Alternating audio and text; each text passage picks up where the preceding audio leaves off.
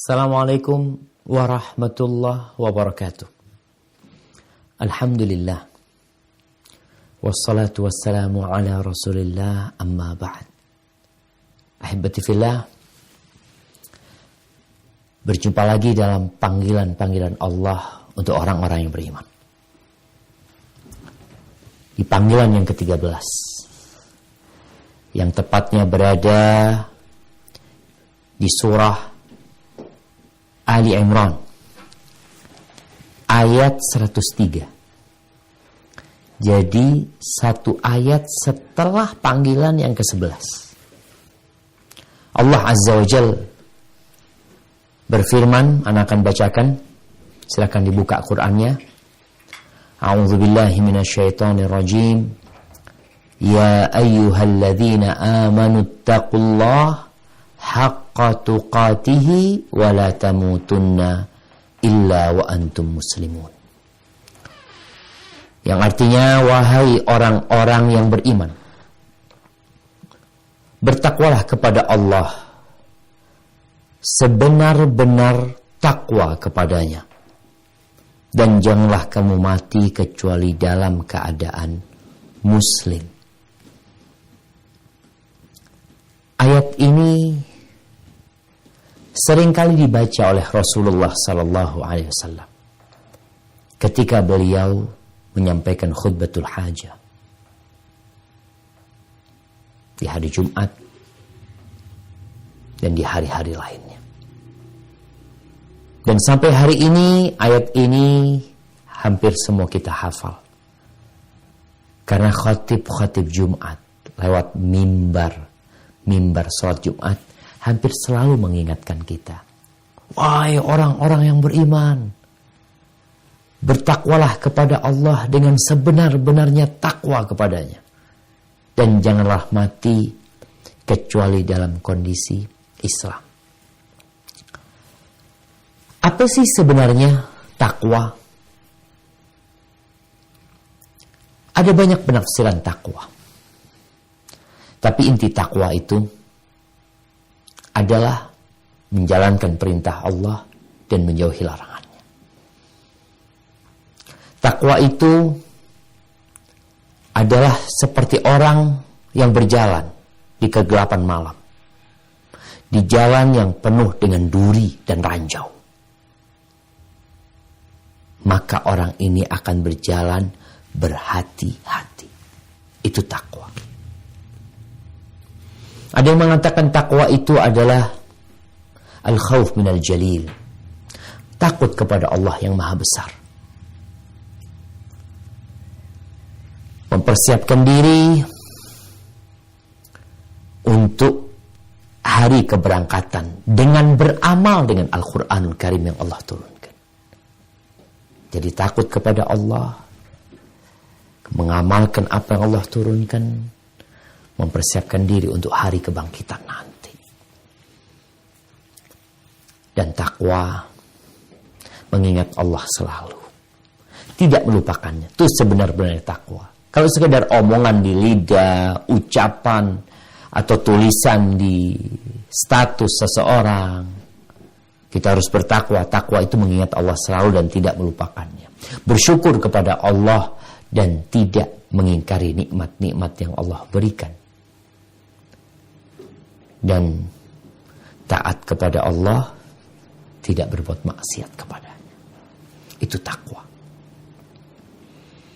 Ini nasihat para nabi kepada umat-umat mereka. Dan nasihat Nabi kita Muhammad SAW kepada para sahabatnya, selalu mengingatkan untuk bertakwa. Beliau mengatakan, ittaqillah haitsuma kunta. Bertakwalah kepada Allah dimanapun kau berada. Wa atbi'is sayyi'atal hasanata tamhuha. Kalau engkau terjebak dalam sebuah kesalahan, hapus kesalahan itu dengan berbuat kebaikan setelahnya. Wa khaliqin nas bi khuluqin hasan. Berakhlaklah yang baik dengan para manusia.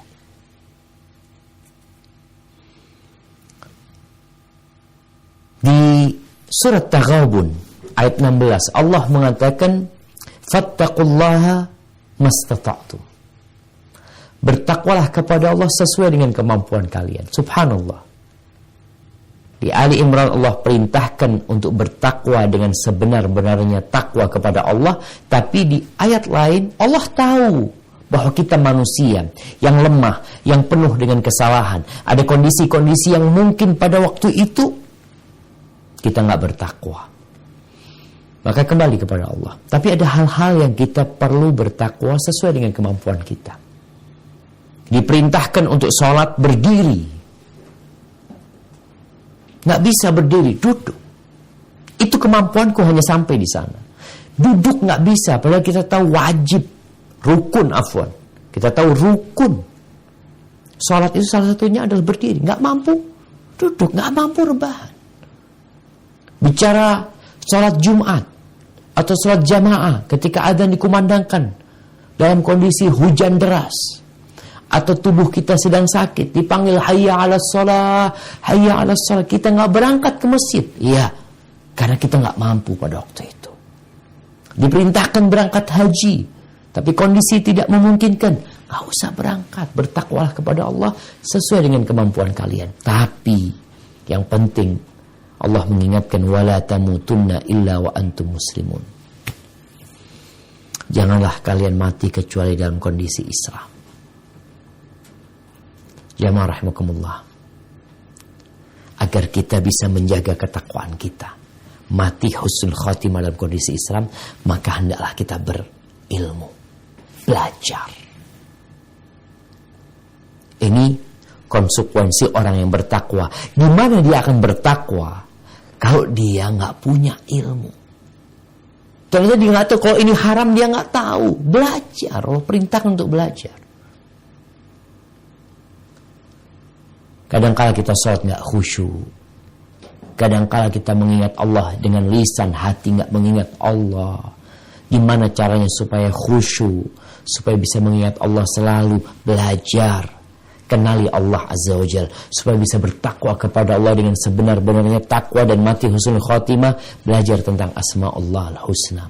Kaji, siapa sih Allah? Ada banyak orang-orang yang tidak mengagungkan Allah karena kekurangan ilmu dia. Ngomongnya sembarangan, perbuatannya tidak terpuji. Tapi tatkala dia ngerti, dia dapat menahan diri. Ya Allah, ternyata ini nggak boleh. Ternyata Allah seperti ini dan seperti itu.